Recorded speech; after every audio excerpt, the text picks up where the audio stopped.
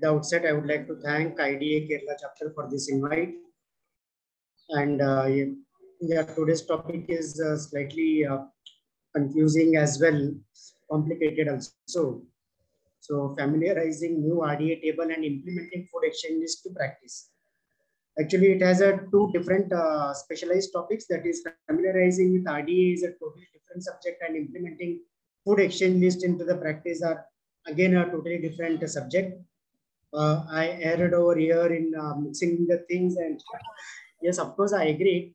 During the making the presentation, I realized how in depth and how both the topics are so different from each other. So still, I will try to do justice in whatever the capacity I can. And for the sake of the audience, this presentation, I would like to state that it is specifically made for the students. So I hopefully will be reaching out to all the students who are listening to me, and the matters which are being spoken about after the publication of RDA. There are many things which we got confused, and it was really very difficult to interpret. I'm going to put certain aspects which I have understood, and it's actually not possible to take the entire RDA table and keep on analyzing each and every nutrient. But definitely, I'm going to consider the significant ones. And of course, most of the things are quite very well explained. The ones which are easy to understand, I have not taken them into my presentation. But as I said, almost 70 to 80% I've tried to consider. In getting the implementation of food exchange list into the classroom, how we practice, I've tried to put it across over here with a slight more modifications to that one, and trying to be more accurate. When you the previous exchange list, if you see, they were grossly averaged, but now whatever I'm going to share it with, they are more into kind of a specification. So after all, why a new ICMR guideline recommendation? See, there's such a dietary pattern all over the globe, not only in our country, across the globe, and this dietary changes, it will keep on evolving. It's not going to settle now. So every now and then, maybe every decade, we will be having some idea coming up with nationally, internationally also. Even yes, I was going through some American and European dietary recommendations as well. Most of their recommendations and ours are almost into the line, except for few discrepancies. But I'm not going to consider all those things because that will more confuse you all. So that's why I'm going to stick to the explanations given by the current committee which actually framed this idea. So till now, there was a single RDA numerical which was used. But now over the years, as I said, it has been evolved. The physiological requirements have been evolved. Individuals' dietary habits have been changed. So that is why the present committee thought of coming out with the estimated average requirements. This estimated average requirements is something like they got the data, and from there, whatever the new numerical value they were getting, they also considered the standard deviation. So that is from mean, how much of this value was differentiating from that. So that is how even the estimated average also they got it. And through the estimated average, they came to the conclusion of what dietary recommendations we should be recommending. So that's how EAR, that is the estimated average requirement, happens to be the first step towards the RDA recommendations. Food fortification with nutrients has enforced us to evaluate that what is the tolerable upper limit. So if at all, if we want to consume any kind of a particular nutrient, how far we can go in consuming them in excess. So this is one new thing which they have come out with tolerable upper limits. So that gives us a fair idea like how far we can go in eating particular nutrients in excess. Then comes the bioavailability of nutrients, which hinders towards calculating the specific requirements. So because when we calculate the, when we want to plan a diet and try to calculate the nutrients, it becomes very difficult to really understand whatever the numericals what we are getting. Will physiologically that will be correct margin for the individual to whom the diet is recommended. So what I mean to say is whatever we calculate, will the person who is going to follow the diet, will he really benefit out of those recommendations? So it might happen, some people might benefit more and some people may not benefit at all. So there are a whole lot of reasons why it happens so. The same amount of nutrient consumed by two different people, but the body will be utilizing the same amount of nutrient in a different way for both the individuals. So that is why the bioavailability and the hindrance towards, utilization of those nutrients into the body were also being considered in these RDA recommendations. The basic principles what they considered was, we all know that human needs wide range of nutrients and phytonutrients for a healthy life, and children need these nutrients for their good health and growth, but adults actually they need the nutrient for maintenance. So that is why I have highlighted over here the word maintenance, which will be more significant for the recommended dietary allowances what we are going to talk about, the maintenance word. Thereafter, there will be a requirement of nutrients maybe slightly in excess when you fall in, that is during the illness or during the part of the recovery. Therefore, there should be a balance between what we eat and what will be output. The impact of loss of nutrients due to malabsorption or increased requirements, that is during illness, or if someone is hurt, or someone has undergone some surgeries, or maybe someone wants to build up muscles, that is again an increased requirement.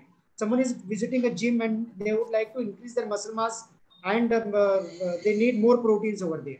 So these are some of the factors which are not considered in the RDA. So increased requirements at certain level during the growth is being considered, but not not during the illness and not during the buildup of muscles visiting the gym. So these are the two areas which are missing out from the RDA. But definitely those two conditions were not the criteria to take it under the RDA recommendations. So obviously it was not a mistake from them, but those two areas doesn't fit into the RDA principles. So that is why the nutrient requirement during the illness is missing, and the nutrient requirement during the build-up, that is the when the person is visiting a gym and trying to increase his muscle mass, even that requirement is missing from the RDA. Having said that, it is not a mistake from them, but it is not required in RDA. That's all. The data used to determine the reference man and women, how did they actually do it? Like, so we need to understand, you as a student also need to understand how a reference man and a reference woman was selected.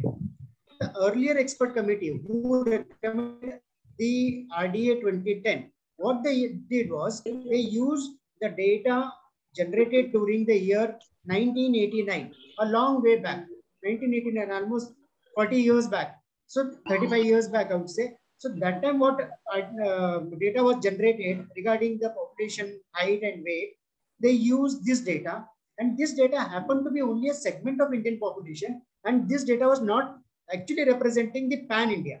So that was the most drawback of this 1989 data. They selected only few people, took the measurements, and that measurement was used to calculate the recommended dietary allowances. But that is not the right way to actually go about. They wanted a population reading which will represent the real pan India. So that's how the differences are over here. And they did not have an all India character. The reference weight for man and woman were 60 and 50 kg respectively in the earlier recommendations. For man it was 60 and for the female 50. Now what made them to change was these four guidelines what they did use. Not exactly the guidelines, I would say. These are the reports. What are these reports?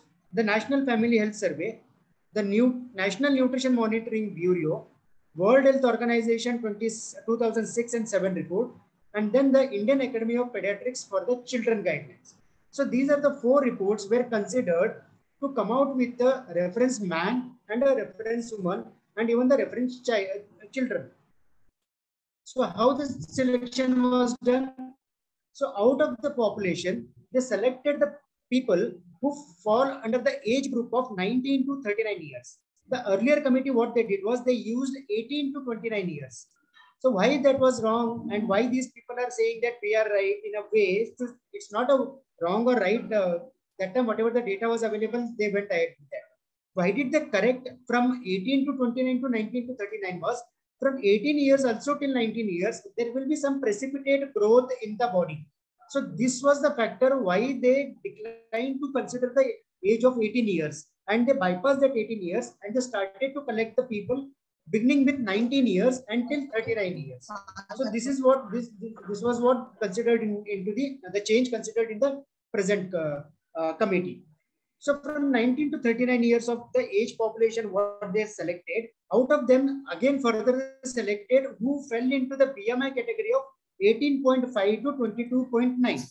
So all others between the age of 19 to 39 years, all those people who fell beyond the BMI range of 18.5 to 22.9 were not considered. After selecting the considered BMI of 18.5 to 22.9, they took the height of them and they found that the average height fell into the 95th centile. So this is how they came out with the calculated median weight and the height. So now what they recommend is the reference height is for the man is 177 and the weight is 65 kgs, whereas the reference height for a female is 162 centimeters and the reference weight for the female is 55 kgs. So there's an increment of 5 kgs in both the categories over here. So when it came to recommendations of energy and protein, so they referred to this book, The Human Energy Requirements. This Human Energy Requirements of 2004 report is made by Food and Agricultural Organization, international organizations. These are Food and Agricultural Organization, WHO, and United Nations University. All these three organizations came together and made this report. But both the committees, the earlier committee and the present committee, refer to 2004 reports only, as after 2004, there were no new reports were available. So the 2004 reports remain to be the base for energy and protein requirement recommendations for both the committees, the previous one and the present one. Then anyone can question that even if they have used the same report of 2004, why there is a change in the energy and protein requirement of the recommendations? We will discuss about that. First of all, you need to understand what does this book contain. It contains the global survey of male, female, the BMR, the physical activity levels, the energy protein requirements at various stages of their life, even during pregnancy and lactation. And this book is used to make the protocols for various international policies for energy and protein recommendations all over the world, for developed countries as well as for underdeveloped countries as well. So it is morely focused on the developing nations rather than the developed countries. So this is the book referred by both the committees. Still, there is a variation in recommendations. Let us see what are those changes which the present committee brought. Why the changes are there? They consider the physical activity level. In the committee report of the 2004 reports, there's a range given. From this range to this range of physical activity levels were considered. The earlier committee considered the higher range of physical activity, whereas the current committee considered the lower range of physical activity. Why is it so? Of late, it has been realized that the physical activity of the current population all over the world has come down compared to the people maybe a decade or 2 decades before. So because of reduction in physical activity levels all over the world, they used the lower range of readings which has been published in 2004 reports. That is why there is a reduced physical activity level margins. And when we say there is a reduced physical activity, of course the BMR going to come down. So when we say any person is having a less physical activity, their BMR will be low. So again, this factor actually influenced the second column. The second column is the BMR. Earlier, what happened, even after considering the higher range of physical activity of the report, the committee considered to reduce 5% of BMR in both male and female. The current committee, what they did, as they considered the lower range, they reduced the BMR for male 10% and for female 9%. The reason again, as per the PAL value decrease, as you saw here, there's a reduced physical activity, there's a reduced BMR. So that is why there's a reduction of BMR percentage, that is 10% and 9% for male, female respectively. Then what they did was they segregated the population over the age of 60 years. They didn't consider the geriatric population into the recommendations. So they came out with a new recommendation for the seniors. So earlier there were no recommendations. Now what they say, because once the person crosses 60 years, there's reduced BMR, there is a reduced physical activity, so there is a reduced requirement of energy. So because of these reasons, they reduce the energy further comparing to the healthy individuals, not healthy individuals, the individuals who were falling under the 19 to 39 years of age.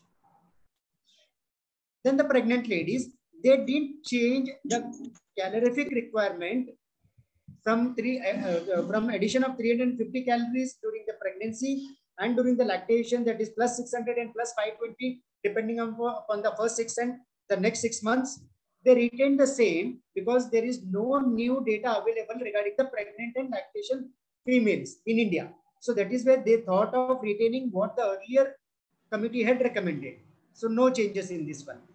Everyone gets prompted enough to understand when they had reduced the calorific value from the previous committee suggestions. Why is that the pregnant ladies and lactation was not reduced? That is the reason, because they don't have the data.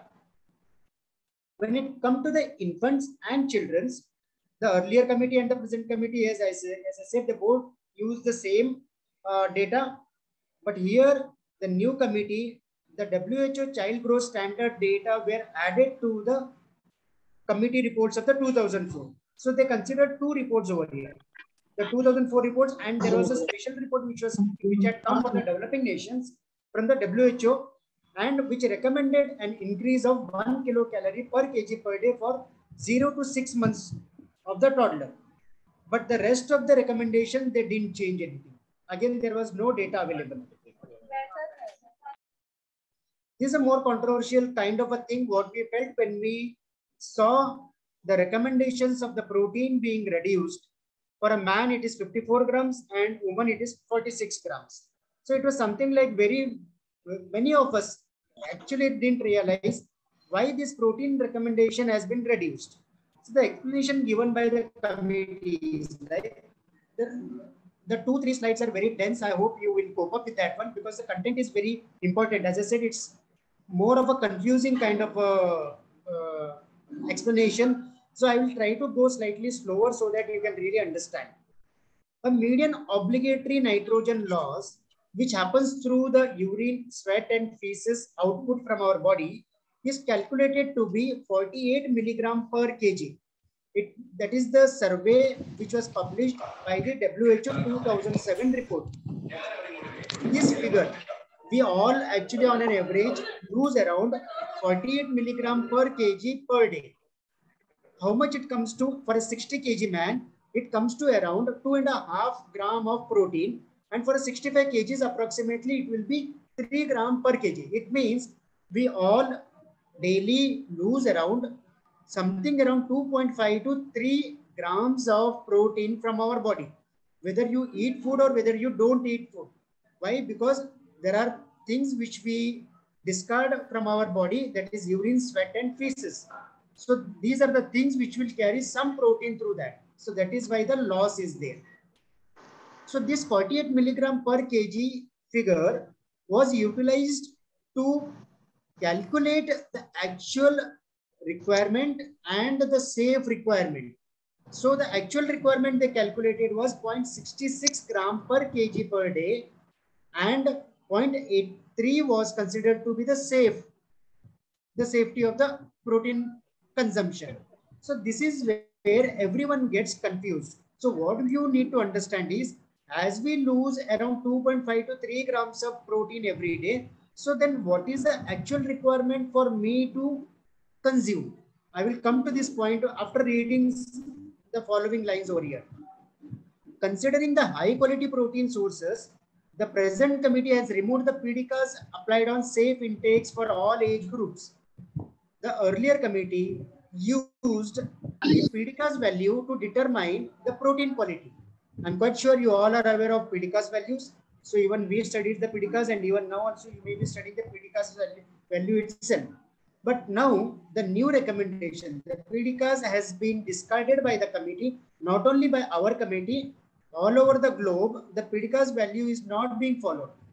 There is not a consensus as of now to discard the PDCAs value in totality. but it is still under consideration. Maybe in the next 1 or 2 years, there will be some guidelines coming out with stating that PDCAS has no determination. It's not at all the right way to calculate the quality of the protein, and it is the DIAS. What is DIAS? It is the digestible indispensable amino acid score. So how this DIAS is different from PDCAS, I will just let you know. You all know how the PDCAS value is being calculated depending upon the amino acids. I'm not going to talk about it because the presentation is a very lengthy one. I'm going to only speak in briefly regarding the DIAS. So the DIAS is, which is based on the true ileal digestibility of individual amino acids, has been seen to be more accurate, superior, and higher assessment. So what they mean to say is that DIAS score is determined by the fecal sample taken from the ileal junction and not after the defecation. So it means earlier committee, the PDCAS value and the protein quality were considered from the stool. Now it has been considered the food remaining in the ileum at the end of the ileum. So that is why what they say, once the food crosses the ileum, there is no further protein absorption. So that is the right point of sample should be considered, where the actual protein absorption in the body will be known. So that is the difference between the DIAS and the PDCAS. Data on true ileal amino acid digestibility values of both high and low quality proteins in Indian adults and children obtained using dual tracer method has been included in the present document. The low-cost Indian vegetarian diets for sedentary, moderate, and pregnant women have been modified based on revised energy requirements. In addition, the protein content of each food group have been corrected for true fecal digestibility values of WHO 2007 to ensure safe protein intakes. So the underlying point is from where the digested food samples were taken, that is the ileum. Further, how is the DIAS and PDCAS, how is DIAS superior than PDCAS? How they justify is that PDCAS has the maximum value you can score is 1. That is how the whey protein isolates get their PDCAS value as 1. Soya protein isolates get 0.98. But the same proteins, when they calculated through the DIAS score, there is a scope of higher scoring method. So the WPI, the whey protein index, the whey protein isolates scored around 1.09, which is higher than the 1 PDCAS value. Same with the soya protein isolates, which scored much less, that is 0.9 compared to the 0.98 of the PDCAS. So there is a difference of DIAS value and PDCAS value. Not only that one, it increased the gap between the whey protein isolates and soya protein isolates. In PDCAS, the sample is collected from the feces, as I said earlier, and the sample is collected from the ileum for the DIAS. So that is why you get a better score for the amino acid digestion and absorption. How is this going to make a difference? This scoring system is going to influence how the consumer will decide in choosing their food items, how the industry is going to produce the products, how the clinicians like us are going to recommend the proteins for the betterment of the recovery or the rehabilitation of the patients, and even by the policymakers. The government policymakers would take these scores into the consideration while coming out with the policies for eradicating malnutrition. So that is how the PDCAS and DIAS differentiate, and why DIAS is more important than PDCAS, because it has a greater influence in product making and the protein advices. All these RDA will be implemented from 1st of July 2023. That is next year. That is after 8 months. All these RDA has to be implemented by the industries, by the policymakers, and anyone who gets influenced by the RDA recommendations. So the products will exceed the recommended doses will not be allowed to sell. So this is why the industry will be reading these recommendations very closely. So in what way they have to change the product compositions. If found deviating from the rules, stringent actions will be taken against the officers and the company. If someone found to be not following the RDA recommendations, either for the officers or for the industries, there are laws which take action. There will be stringent punishments can be given to the people. Even the pharmaceutical, when we say pharmaceutical, the nutraceuticals are also included in this one. Even the pharmaceutical companies or the nutraceutical companies will have to change the composition. Further, the explanation again for the protein recommendations are the body needs protein to produce essential amino acids and nitrogen to produce hormones and neurotransmitters and components of antioxidant defense. So we know that why we need proteins, we need amino acids and we need nitrogen. There are many physiological activities which keeps on happening in our body. And we should also remember that even when we are studying, that is when we are not sick, we are not doing any heavy work, we are just leading a very normal steady life, even then also body proteins constantly undergo breakdown and resynthesis. So this is one of the important factors we need to consider why protein requirements, the protein recommendations are reduced over here. During growth, there's a net deposition of proteins and the rates of both synthesis and breakdowns are high. What in the children, when they're growing, the protein is getting deposited because they're growing, the muscles are growing, the organs are growing. So that is more requirement of proteins. The more they eat, the more deposition. But in adult where there is no growth, there won't be any deposition now. A very crucial point to understand why there is not an increase of protein requirement, because the protein deposition gets stopped. But having said this one, as I said earlier, all those people who are going to the gym and trying to build up the muscles, for them, again, there is a protein deposition. That area, that population is not considered in the RDA. So never take the lines at the face value. You need to dissect what is lying in between the lines. So the protein requirements is always higher during the growth and during the recovery from illness or recovery from some surgery, or someone who is undergoing, who is visiting a gym and doing heavy exercise and trying to build up the muscles. The protein turnover rate depends on tissue, protein intake, metabolism, hormonal factors, physiological status, and age of the host. So here, if you see how you can determine what is the protein turnover, there is a whole lot of things what has been mentioned over here. They all are the reasons to understand how much of protein turnover will be there in my body or any other individual's body.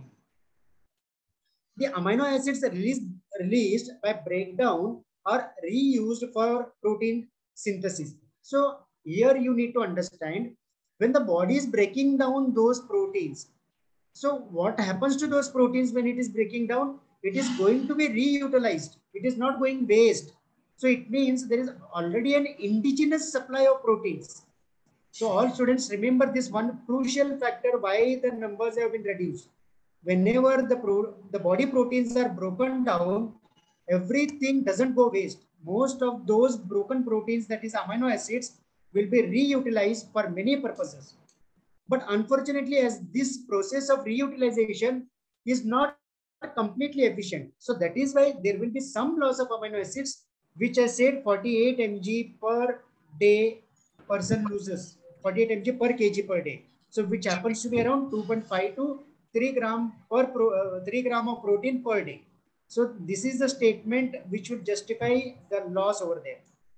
Also, further, sometimes the liver considers these broken amino acids as a fuel for the production of energy. So some of the proteins will be utilized to produce glucose to produce energy. So that is why again little bit of amino acids are also lost over here. Okay. The daily turnover of body protein is several fold greater than amino acid intake. Again, a very important line over here. I read it again so that you grab this line in a very perfect way. The daily turnover of body proteins, that is what amino acids are breaking down in the body and how they are reutilized. This range is very high. So, of course, they have not yet come out with numericals how high it is, but they say that it is several fold higher than what we normally intake. we might be eating around 45, 50 grams of proteins. So you can just imagine it is several fold higher. Even if it is 2 times higher, it is 100 grams. If it is 3 times higher, it may be around 150 grams. So you can imagine how much of grams of amino acid turnover is happening in the body without our realization. Thus, the amino acids highly efficient during a rapid catch-up growth and catabolic episode resulting from injury or infection. So this turnover of body proteins gets more efficient during the growth phase when there is more built-up of the muscles, and during the catabolic episodes when the person is losing his muscles, and that is the time when again amino acids come into the more effect of reutilization. So resulting from injury or infection. This phenomenon states that efficient reutilization increases biological value of protein. So it means that whatever the protein is into broken down, that is the amino acids, the utilization of them is to the maximum. When we say the protein utilization is maximum, the quality of the protein, that is the biological value of the protein, is very high. So that is why they say that whatever the circulating amino acids are there into the body, they have a better biological value. In experimental condition of a protein-free diet, they conducted a study where some people were not given any protein on some few days, 2 days or 3 days, they didn't give any protein. And they wanted to analyze how the body will cope up with that one. It was observed protein synthesis and breakdown continue via reutilization of amino acids. So what they say is that even when protein was not given through the diet, the same continuity of the protein reutilization continued. There was no change in that one. So it gave a feeling that even if you're not eating enough of proteins on some few days, the body is maintaining the protein requirement through the breakdown of proteins and amino acids into the circulation. So even that happens only for the few days. They have a further explanation for that. Therefore, body adapts to a sub-maintenance level of protein intake and diminishes its turnover. So it means that on those days where protein deficiency is there, where the person has not consumed any protein or less protein, the body adapts to the minimal maintenance. So it is not of the same maintenance which was being carried out on all other days. So on those days, it vitiates itself in such a way that even at the less supply of amino acids, it will try to maintain without further loss of proteins from the body. This phenomenon actually leads to a pool of proteins in the recycling. So this factor very clearly states that even if you are not eating, the body has a pool of nutrients as a byproduct which is lying in the pool. Whenever it is required, it will maintain the protein requirement through this pool. The above principles explain how people living on low protein intake can adapt by increasing the efficiency of recycling and reducing the extent to which amino acids escape from the system and are catabolized. Many among you students may be consuming around 25, 30, 35 grams of protein. So the question of the recommendations and your consumption, even though there is a variations, you might be feeling still I am quite healthy. So whether I really need to take more proteins. So this line very clearly expresses that your body tries to adapt to the minimal maintenance of the requirement. So that is how it tries to adjust itself, even though you are eating less proteins. Now, beyond certain limit, adaptation falls short of meeting the basic requirement, and there will be progressive loss of body protein and deterioration of tissue function. So this adjustment, the body can maintain up to a level. Further to that, it will not maintain. Then it will start breaking down all your muscles and whatever the reserve proteins are there. So we need to understand what is the benchmark for that one. So this graph would actually try to explain over here, as the recommendation says, the man with 43 grams is sufficient, and for woman 36 grams of sufficient. The red line what you can see over here, and the arrow mark where I say increase in protein. The elevation of the graph, this elevation of the graph, what you can see over here, it is the during the growth when the protein deposition goes on happening. So here, whatever the protein, higher protein you consume, it is utilized to build organs, it is utilized to build muscles. But once you cross your 19 years of age, when there is no further growth of your body, this is the horizontal line where you see a stable line over here. Once you reach to this level, there is no further deposition of the protein. So what is now required over here? It is only required for the maintenance. So this maintenance factor, what I told you in the earlier slide, remember this word of maintenance, what they had used. So to maintain this phase of our life, they say for a man 43 grams is enough and for a woman 36 grams is enough. So this is how they try to analyze. Further, if as I said earlier also, if someone is eating very less protein, 30-35 grams of protein, up to a mark, you can see this horizontal black line, till up to a mark, the body can still maintain this one. But what happens if the consumption is 20-25 grams? So the body cannot adjust to this kind of level. So what happens? There's a loss of body proteins deposits and there will be a situation where catabolism is being set. So this is the area where we never want to enter. So it's better that at least we need to stick to what the recommended proteins are there. Now the fats, the recommendation, what they considered for the fats was why we need fats for energy and for certain elements like non-glyceride components. That is the fat soluble vitamins. They give a lot of immunity as well. And the type of the fats as well, the PUFA or the omega-3 fatty acids, they provide you immunity. And not only that one, they act as a reserve energy sources. So these are the factors what they considered, how much of fat should be recommended. Along with that one, they make a statement that PUFA should be more recommended than the MUFA and saturated fatty acids. So, or that's a passing comment over there, what they have made. But they have not come out with the correct values or the right recommendations, how much of PUFA or how much of omega-3 fatty acids to be consumed, because that happens to be a clinical recommendation than as a community recommendations. So maybe that may be the reason why they are holding on to themselves of not recommending the exact values of omega-3 fatty acid recommendation or the PUFA recommendations. Of course, they are saying shift from MUFA to PUFA requirements will be a better for you to manage your immunity. So there is a realization that efforts to increase the dietary levels of total fat and omega-3 PUFAs would contribute to lifelong health and well-being. Inclusion of foods which provide long-chain omega-3 fatty acids PUFAs is also recommended for the prevention of disease-related non-communicable diseases. So what they did, previously it was recommended to be 30-30-30 for sedentary, moderate, heavy worker, irrespective of a man or a woman. But now what they have done, they have reduced the visible fat requirement for a sedentary man to 25 grams, and for women it is 20 grams, and for a moderate it is 30, they retain to be 30, and for women it is reduced by 5 grams. For a heavy worker they increased it by 10 grams, and for a woman with heavy worker they retained the 30 gram as recommended earlier. So overall you can say there is a reduction of fat recommendations. Carbohydrates, for the first time they came out with some carbohydrate recommendations. Also they emphasized on the quality of carbohydrates what we consume. Of course, when we talk about the quality of the carbohydrate, the simple carbohydrates should be really kept at bay.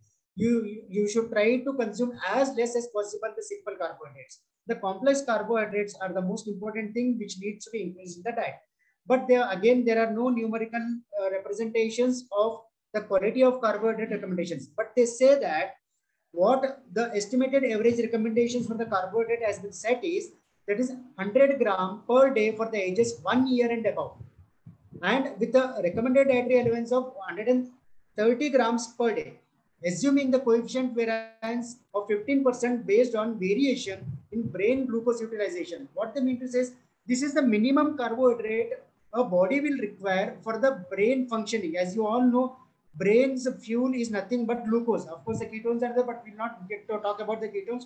Let us stick to the carbohydrates over here. So the body daily needs at least 100 to 130 grams. 100 is recommended for all kids above 1 year, up to 1 year. Then thereafter 130 grams for the adults. So this is the minimum requirement to say to retain the brain function normal. Again, for the first time, they came out with the recommendations of the dietary fiber, which they stated 40 grams for 2000 kilocalorie has been recommended. So if at all, if you are falling around 60 kgs or something, you need to consume around 35 to 40 grams of fibers. sodium and potassium, as there is a rise in hypertension and lifestyle diseases. Looking into these aspects in the mind, the recommendations have been reduced from 2100 to 2000 milligram per day for the sodium, and the potassium recommendation is 3510 milligram per day.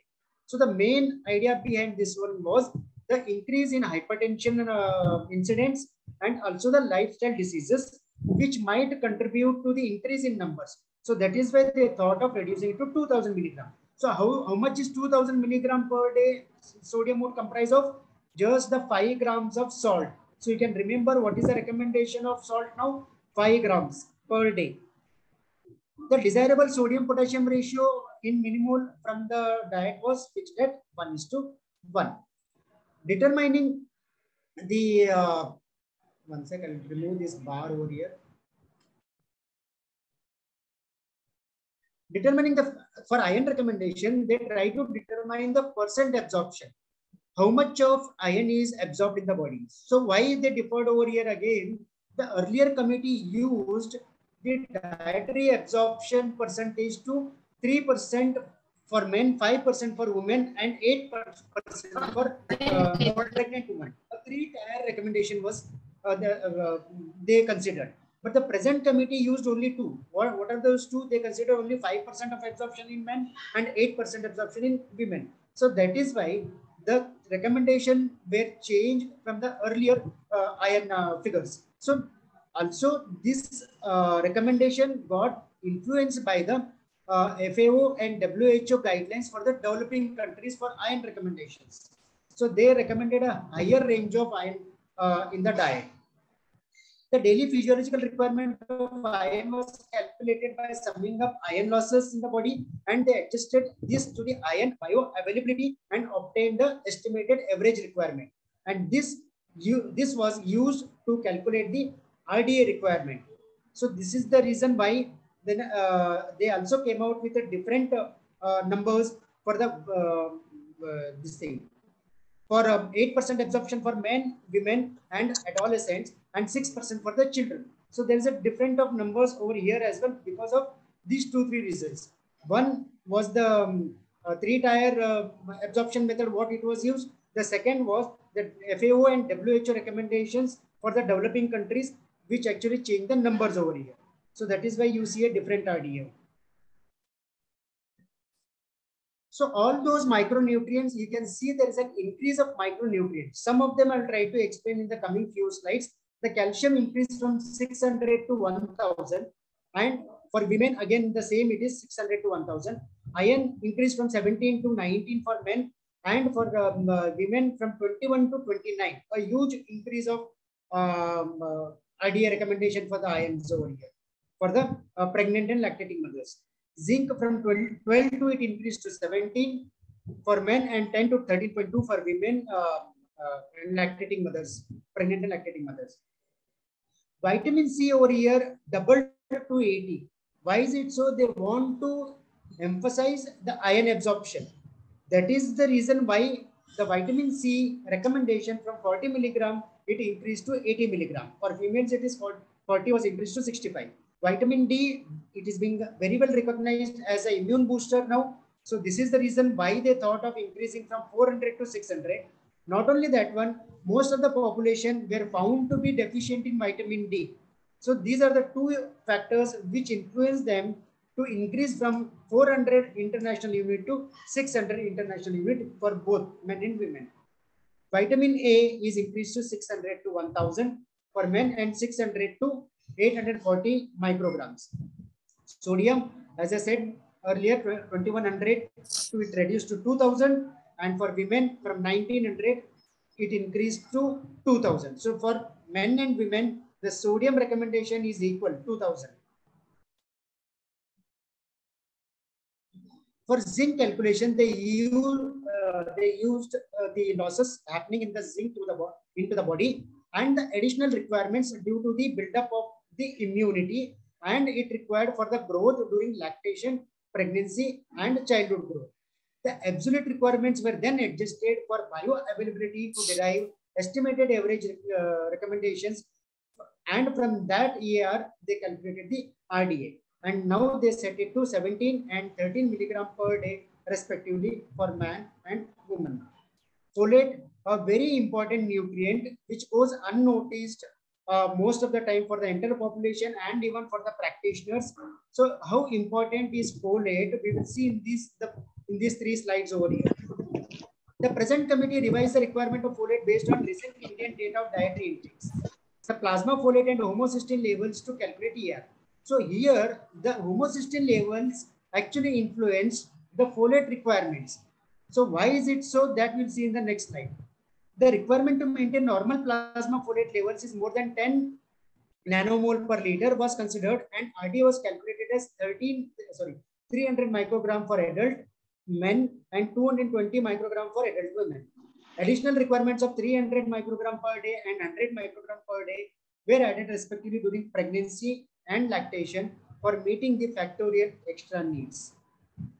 Over here, if you can see the folic acid, why the recommendations of folic acid increase. The folic acid, you can follow the things which I go on highlighting. The folic acid and the cobalamin, which is required for the homocysteine, which is in yellow color, you can see, to convert it to methionine. So if suppose there is a less supply of folic acid, the homocysteine will not get converted to methionine. So what will happen then? If homocysteine doesn't get converted to methionine, there will be a lot of homocysteine into the circulation. So this lot of homocysteine into the circulation causes any problem? Let us see. This is known as hyperhomocysteinemia. So a lot of homocysteine into the circulation will induce a lot of physiological changes, and it will invite a lot of deformities or the functioning of many organs. It may be a cardiovascular issues or nervous system issues, sensory organs, reproductive, endocrine systems, skeletal systems, or excretory systems. So there are a whole lot of things which are at stake for the hyperhomocysteinemia if it occurs. So this is the reason why they want to give folate in a increased recommendation to prevent these kind of diseases. Not only this one, there are further things to explain this one. This is the reason, one more thing, why the doctors ask for a supplementation with 0.5 to 5 milligram typically, which lowers the plasma homocysteine levels by about 25%. So if there is a supplementation of 0.5 to 5 milligram, so you can see the homocysteine gets reduced by 25%. That's a really very encouraging number. Therefore, higher folate RDA recommendations, folic acid, vitamin B6 and B12 deficiency inhibits the breakdown of homocysteine, causing plasma levels to rise.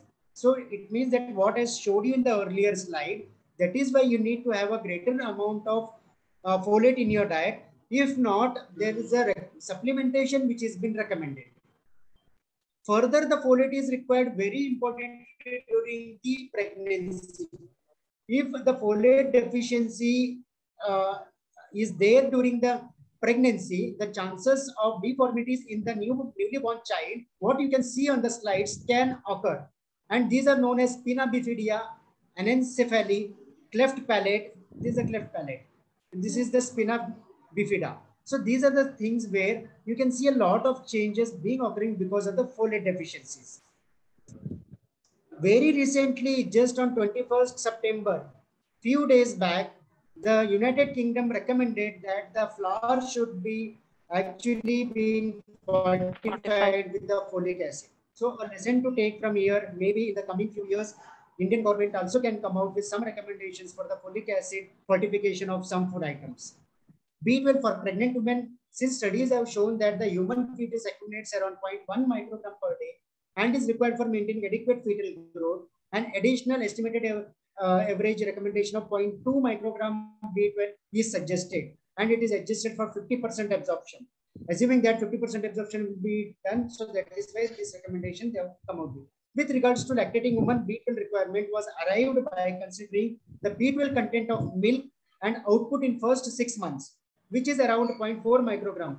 Adjusting for absorption, an additional estimated average recommendation of 0.8 microgram is suggested. Water is recommended for adults. This is available on the book as well as on the net.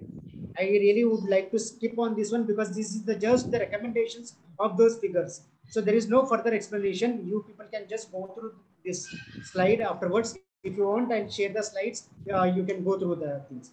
Antioxidants, the committee recommends that a minimum of 400 grams of fruits and vegetables to be consumed daily to get sufficient amount of antioxidants through the diet.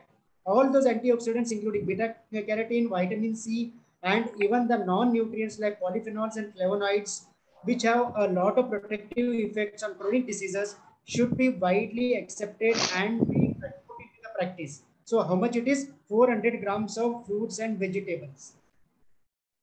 For the first time again, there's a RDA for elderly. The recommended estimated energy requirement based on reduced BMR and physical activity level. All elderly people will have low BMR and low physical activity level. So that is the reason where the sedentary elderly man and women weighing 65 kgs and 55 kgs were reduced to 1700 kilocalories and 1500 kilocalories. So this is the reason why the elderly people, now when you calculate for diet planning for elderly people, the energy requirement is going to change over here.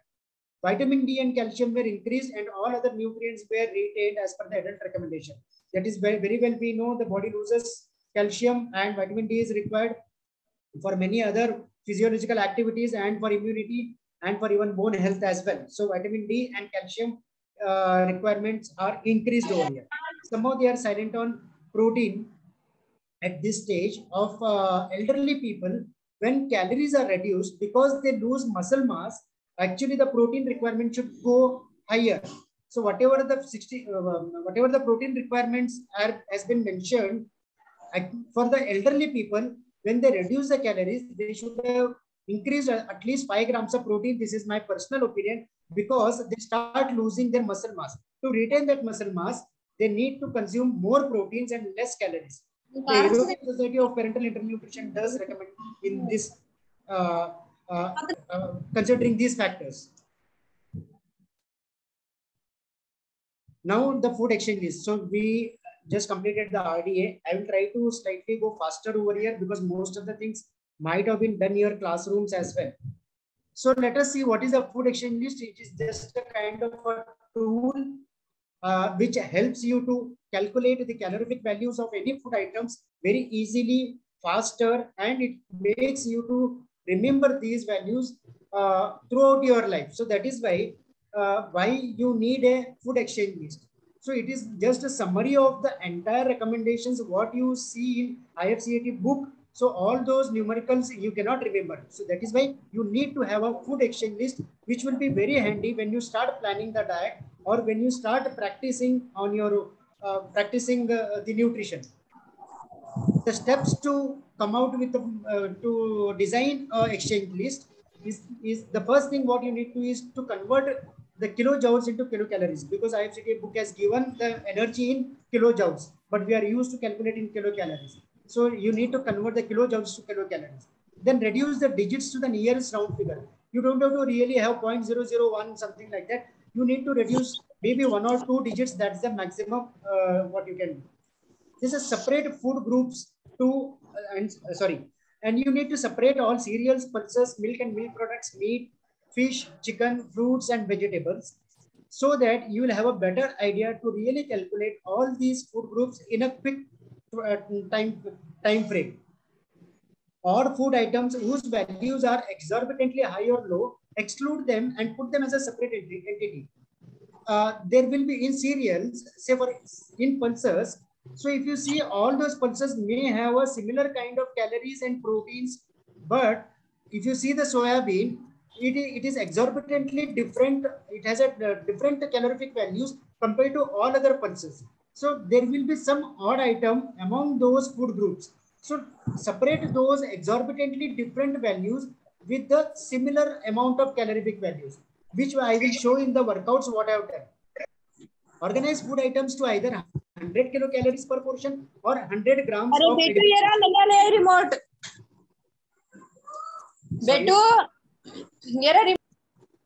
Hello.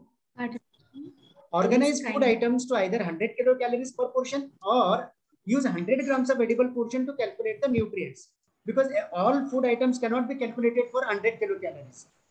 That again workout I'm going to exhibit it. Take average of nutrients of all food groups and enlist them. So this is what you see on the book. But as I said, the energy is mentioned in kilocalories. First, you convert these kilocalories into the kilojoules into the kilocalories. How you can do? You divide the kilocalories by 4.186. Then you'll get the then you get converted the kilojoules to kilocalories. You can see it on the screen. The red bar indicates the kilojoules being converted to the kilocalories. Further, let us calculate. For the example, I have taken only the cereal for calculation. The others, you students, you can work it out in your classrooms. The cereals, see, if you see, these are the most commonly used cereals, bajra, jawar, ragi. So collect all those commonly consumed cereals for 100 grams, what has been given into the book. So enlist all those figures, what you can see, and the calories, and take an average of that one. So you can see the average, which is reflected in the just below the slide. So this is the average of all those cereals what you normally consume. And if you see the averages, which happens to be the most closest to all the figures mentioned over here. So we can say that all these cereals normally on an average 100 grams will give you 9 grams of proteins, 1.5 grams of fat, 70 grams of carbohydrates, and 7 grams of fiber, and maybe 350 calories. So this is how you can round up the figures. So we have over here the average figures over here. So these average figures. Now, when you have 100 grams of cereals giving these figures, but you need to know the quantity which will give you 100 calories. Because if you see over here the average, 100 gram gives 343 calories. But if I want to calculate for 100 calories, how much of cereals I would need? So cross multiplication. So you can see the calculation over here. For 343 kilocalories, you need 100 grams of rice. And for 100 kilocalories, how much of rice required? So 343 kilocalories for 100 grams, kilocalories you are deriving from 100 grams. So 100 kilocalories will give you kilocalories, how much of grams of rice is required. Cross multiply. So you get the figure this of 29.1 grams. So you can round up this 29 to 30 grams for easy calculations. So you got 29.1 grams. So you can put it over here. So now to get 100 calories, you need 29.1 grams of cereals. So this 29.1 grams of cereals will give you know how much of these macronutrients, protein, fat, carbohydrates, and fiber. I have considered fiber. In certain colleges, they don't calculate the fiber. So you can choose the more the nutrients. If you want to calculate, you can do so. So the 100 grams of rice gives you 9.1 grams of protein. So 29.1 grams of rice will give you how much of grams of protein. The same method you will use, cross multiplication. Then you will get the figure of 2.6 grams. So it means that 2.6 grams of proteins will be derived from 29 grams of cereals. The same calculation goes for fat and carbohydrates and fiber. So this is the exchange of cereals. So one exchange of cereal, we will round up these figures. We will not keep 29.1 as it is. We will take, convert it to 30 grams. So protein we will convert it to 2.5 grams. Fat we will convert it to 0.5, carbohydrate 20, fiber we will retain as 2. So that becomes one exchange of cereal. So this is the exchange. Now the same with the proteins. We can see all the commonly consumed the pulses. So the pulses will give you the same kind of the average you took, and from the average I calculated the exchange.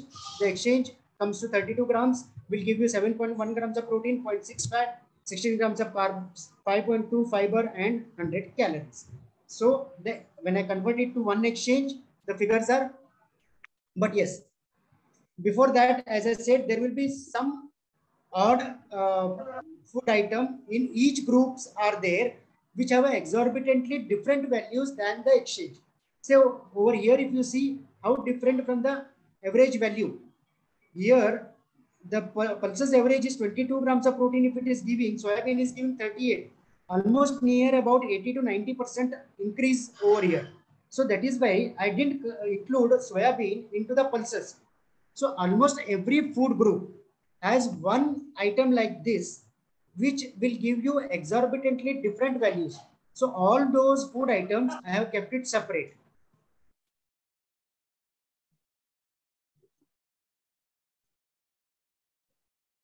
Okay. So soybean exchange, I have rounded it up to 26.5 as one exchange. 10 grams of protein will get 5 grams as fat, 2.5 as carbs, and 6 grams as fiber for 100 kilocalories. Now, when we come to the vegetables, you can see I have actually enlisted the vegetables in 3 different colors. These 3 different colors have been actually been separated by the calorific values. So one group I have taken as below 20.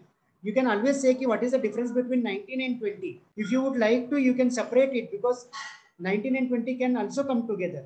Having said that one, why I have kept it in this way? Because of the identical nature of these vegetables. Whenever you would like to calculate or remember what the vegetable A group contains, they all are gourd vegetables and they have a similar kind of a shape, which I will show in the next slide. So it becomes very easy for you to remember what is vegetable A group, what is vegetable B group, and what is vegetable C group. So the vegetable B group are all smaller kind of a different kind of a vegetables. They are neither long like bottle gourds or snake gourds. You can see like they all have a mixed kind of a, some are very small, some are very round in shape, some are like onion stalks or leafy kind of a thing. Ladies finger, they are not similar here, but they all are similar. So this is a tip I am giving you to remember how to remember vegetable A, B, and C. The vegetable C I have separated as baby corn and plantains because they're giving exorbitantly different calories comparing to the previous ones. So here just hardly 20 calories, here hardly 25 to 30 calories, and here almost 80 calories. So that is why the vegetable C I have separated. If you all want to add more vegetables or remove any vegetables depending upon regional availability, you can do so. So here you can very easily remember which are vegetable A, all long looking vegetables or round looking vegetables, all B assorted ones, all mixed kind of a thing, and vegetable C very clear baby corn and plantain green, raw banana, that is plantain green.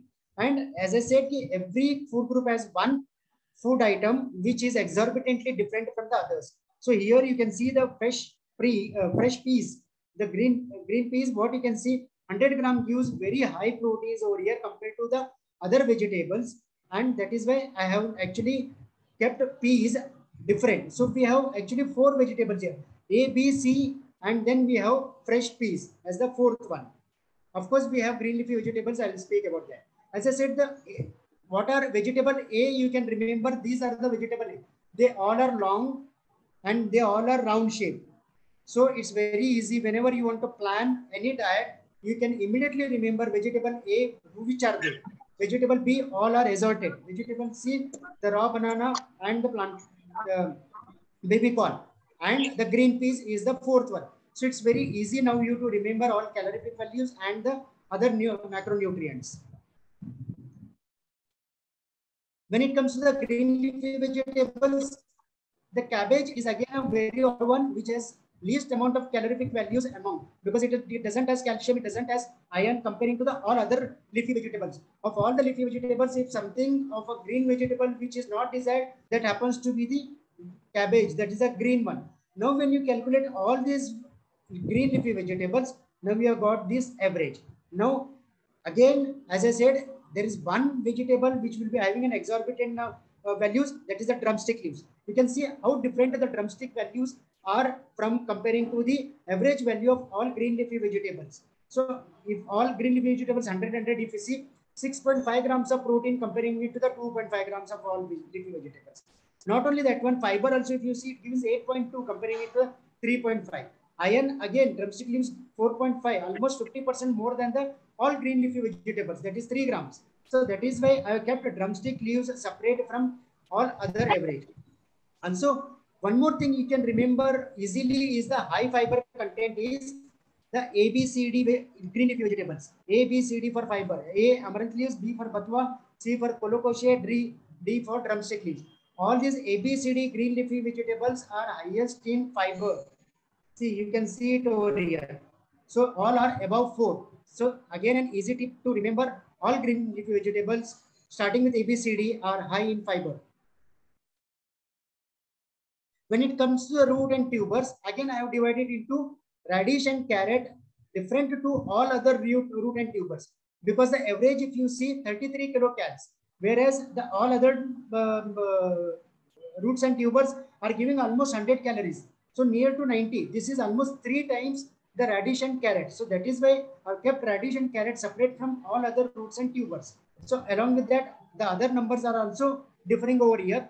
The fiber is again higher than over here, and the carbs, if you see, the radish and carrot gives less carbs compared to the other carbohydrates giving from the roots and tubers. So when you plan a diet for the diabetics, this becomes very easy to include radish and carrot more frequently than including the other fibers. Of course, the glycemic index of carrot, you might consider it over there as well. Then again, it has a high fiber also. So a lot of debate can go into the recommendation of carrot very regularly for the diabetes.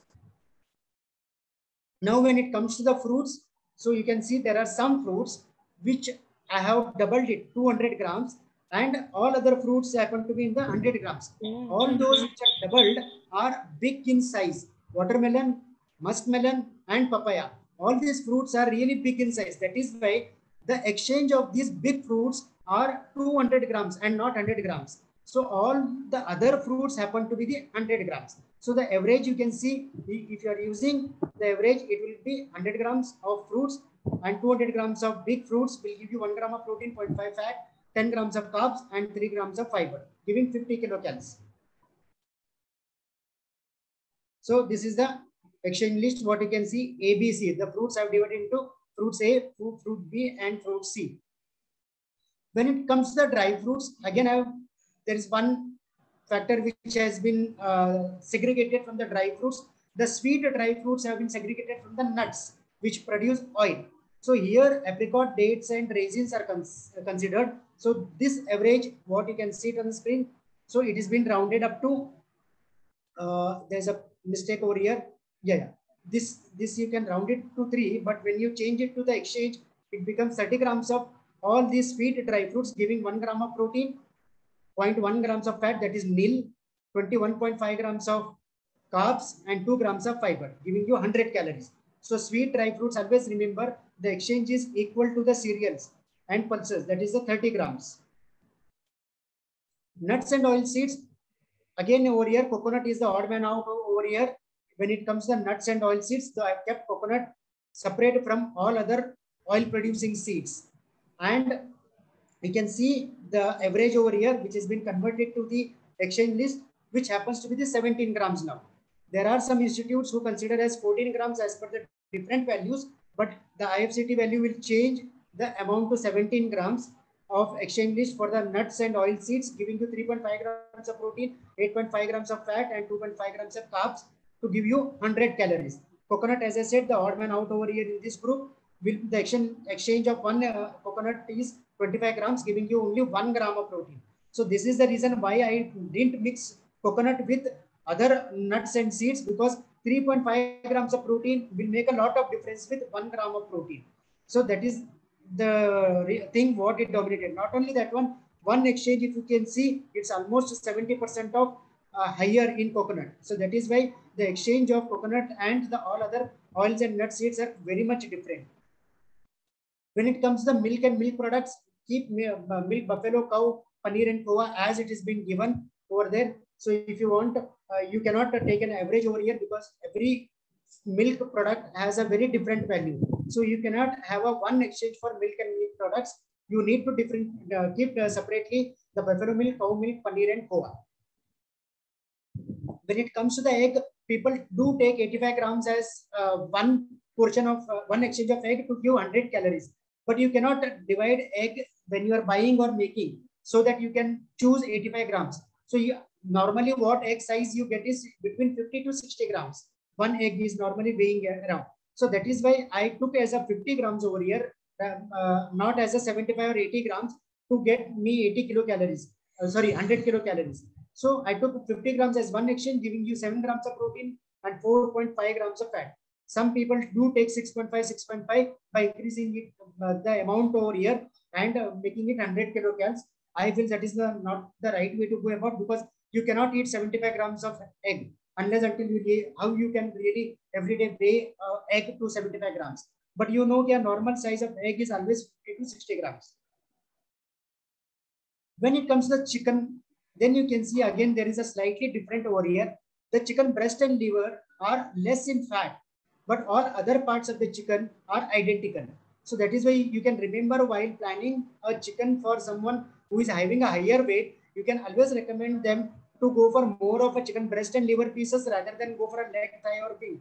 So that because a less amount of fat you might consider. So these are the some of the tips which will make you to differentiate in while planning the recipes, not the dietary portions. So you can always remember the chicken, even though it gives you 20 grams of protein, the breast and liver pieces gives you very less fat. So that can be utilized wherever the fat restriction is recommended. When it comes to the pork, the values are almost similar to the chicken. You can see 19 grams of chicken and 19 grams of, 100 grams of chicken and 100 grams of pork, giving you identical proteins and fat and even the calories. So very identical. So that is why the best way is chicken and pork. You consider it as a one food item only to plan it out.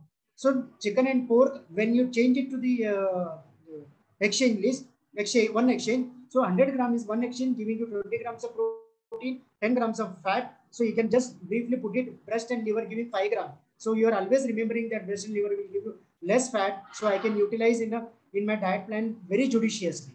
Of course, the calories remain identically. So I have taken it as a 170 or 175. You can take it as. The goat meat, if you see 100 grams, gives again 20 grams of protein. So it means most of the meat gives you 100 grams of meat gives you 20 grams of protein, except for goat organ meats and fish. We will speak afterwards. The goat organ, if you remove the organ meats of the goat, all other meat will give you 20 grams of protein. So easy to again remember. So that's way how you can go about. The organ meats give you almost 5 grams less than all other meat products. And yes, of course, the calories in goat meat is higher because of the fat content, which is higher than the organ meats. Even though there is a less fat in organ meats, whatever the fat they are high in saturated fats. So whenever you are recommending organ meats, remember for the cardiovascular diseases or someone who is prone to cardiovascular diseases or lifestyle diseases, recommend very less very less organ meats, comparing it to the lean meat. So that will give you a good amount of proteins and less amount of fat. When it comes to the fish, we have different fishes. Again, you can see the exchange list over here. What I have calculated, all those fishes I have divided into two different groups. The one group which will give you a lot of oil, that is the oily fishes and non-oily fishes. I have segregated them. This over here, if you can see the normal fish, one exchange will give you again 20 grams of protein. As I said, except for goat organ meats, all non-vegetarian items, 100 grams will give you 20 grams of protein. Easy to remember, very easy to remember. But in fish, they are less in fat compared to all other organ meat or other non-vegetarian meat. Of course, no carbs and 100 kilocalories. As I said, I segregated the oily fishes over here. The sardine, salmon, and hilsa, they are very high in fat. Which kind of fat? They are high in omega-3 fatty acids. So that is why it becomes important. As I said during the RDA RDA recommendation presentation, that the omega-3 fatty acids are being, the PUFAs are being more preferred than the MUFA and saturated fatty acids. Of course, the omega-3 is also saturated fatty acids, but they are good fatty acids. So that is why the oily fish exchange, you keep it separately. And again, easily to remember, 20 grams of protein. All non-vegetarian items except for goat organs, everyone will give you 20 grams of protein. So that is how you can remember. And fat, yes, because they are oily foods, they will have more oil, more fat compared to all other fishes. Because of this, these fishes will give you double calories. The previous, this one gave only 100 grams, gave you 100 calories. Oily fishes will give you 100 grams, will give you double, 200 calories and more fat. That is the reason why calories are increased over here. Then the third fishes, that is the shellfishes. These shellfishes will 100 grams of shellfishes will give you 75 kilocalories because they give very less calories. That is why I removed all these shellfishes. Also, these shellfishes are higher in cholesterol. So you can relate this cholesterol factor with the organ meats of the goat, what I mentioned you earlier. So any organ meat will be less in calories. See, even the goat meat was giving you less calories because they had less fat also, but whatever the less fat they had, they were not the good fats. So that is why they were high in cholesterol. So all those organ meats and the shellfishes are rich in cholesterol and they give less calories. But while making, we use a lot of fat. That's a different matter. Finally, this is a summary of all those exchange lists, what I had worked out. So you can have this one, and some things like mushroom and other MCT butter and other things I've segregated for your own convenience. Having said that, you can still alter the numericals as per the regional requirements as well. So something like a batwa, a vegetable, a green leafy vegetable, which is not available in South India, which is available only in North India. So you can remove those food items which are not available in Kerala or in South India, or anyone who is listening from non-South India who is listening to this lecture, you can also remove all those food items which are not regularly practiced. That also option available to you. So this is a serial exchange. Can be used for the diabetics. So if you, these are different kind of exchange list, not necessarily the earlier summary of exchange list, what I showed, that is the only thing what you can use it. For diabetics, when you really want to calculate the insulin doses, as per the insulin doses, how much of carbohydrate has to be given. So you can make a exchange list depending upon the carbohydrate content. So here, the determining factor is not the calories. The determining factor is the carbohydrate. Because I kept carbohydrate as 15 grams, then I have calculated. So when I want to really recommend or calculate the carbs in the diet to recommend how much of insulin doses has to be recommended, so this a separate kind of a exchange list comes very handy to you. So there are some free foods known as, like, these foods are not having any carbohydrates or very less carbohydrates. They can be recommended very freely to these patients, to these people. Just give me a minute. My battery is running low, so I'll just attach the charger.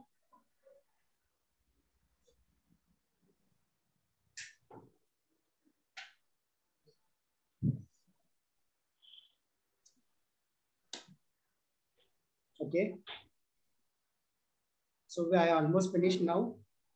So this is a kind of a food distribution. What you can see it over there, it's a kind of how much of exchange of those food groups. What are the summary slide? If you remember all those food groups, how much you would like to give it to the patient or the person whom you are recommending the diet, depending upon how much for the breakfast, how much for the lunch or mid snacks or afternoon snacks or for dinner. So all those exchanges, how much you calculated per day, and per day exchange, how much you're distributing for breakfast, lunch and dinner. So this is a distribution list. What you can see it over here. This one which my student had done for a presentation.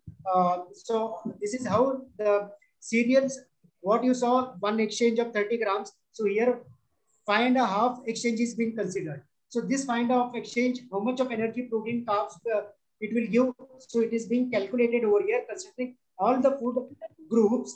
And once it has been calculated, how much of calories, proteins and carbs it will give. So accordingly, you can also compare with the what does the person require and how much of difference with the requirement and what you have planned. You will come to know what was the requirement and did I really give the correct values of all these nutrients or did I differ from them? So the differences, what you can see, either excess or deficit. Here you can see the calories are in excess of by 46 calories. Here the protein are less by 2 grams. The carbs is less by 20 carbs, 20 grams, and fat is excess by 8.6. So this gives you a correct figure of understanding you when planning the diet. Did I really recommend the right amount of fat, right amount of carbohydrate for a diabetic patient, right amount of protein for a pregnant lady? So this is how you can use the exchange list by having a distribution chart. So this is a distribution chart used by the student. All those cereals, how much it is being considered 5.5. Now this 5.5 or maybe 6 exchange of cereals, how I can divide. For breakfast, how much I will give. For lunch, how much I will give snacks, how much evening snacks and dinner. So this total will come to 5.5. The pulses, if you see, she has used 2 exchanges. One she gave for lunch and one she gave for dinner. Egg, she used 1 exchange, which was given in the mid-morning. So like that, the distribution of all those food exchanges, you can have a, this is a second step of utilization of the exchange list. Now, when you plan the diet, you are going to take the recipes in detail. In recipes, what all food ingredients are being calculated, and depending upon the distribution what you have done, you are going to calculate all the calorific values depending upon the macro and micronutrients, what is determining the patient's requirement. So is it the carbohydrates or is it the micronutrients or is it the only macronutrients? So you are going to calculate all those nutrients which is more important for the person to whom you are planning the diet. So this is how all the numericals are being calculated. This is the second part, which post lunch and dinner calculations. So the food exchange list in practice, how you can use it, it can be a regional based as well. As I said, if some vegetables are not at all consumed in your region, so while calculating those averages, you can remove all those things. So that will give you a more better correct figure for your exchange list. And the food habits, and whether the patients are vegetarian, non-vegetarian, vegan, this also you can use it while making the exchange list if you want. If you are going to cater to only vegetarians, all those non-vegetarian kind of exchanges you may not require. But having that exchange list is nothing going to disturb you. Local food availability, I told you earlier, and the disease based as well. If you want to plan, have an exchange list for the diabetic or for an anemic person or for glycemic index, so you can have a disease based food exchange list as well. And particular nutrient based like carbohydrate or glycemic index, and a patient oriented, like the patient is having a specific kind of a disease. For that particular disease, thalassemia, if you want to give a good amount of iron, so if you want to determine that every day without fail, I'm going to give this much of iron to the patient because iron absorption will be a very challenge to the thalassemia patients. So you can give an exchange list to the patient and say, out of these food groups, you have to include at least 3 or 4 items every day without fail, so that your adequate iron consumption will be taken care. So that is how in thalassemia you can have a different kind of a food exchange list. I really cannot make all those exchanges, so sorry for that one, but I'm giving you all those ideas how you can make the things ready. Whenever you get a thalassemia patient, you can go to the exchange list which is specifically designed for thalassemia people or the diabetic people for the diabetic patient and use it judiciously. So this is the macronutrients which are recommended, and that's the final.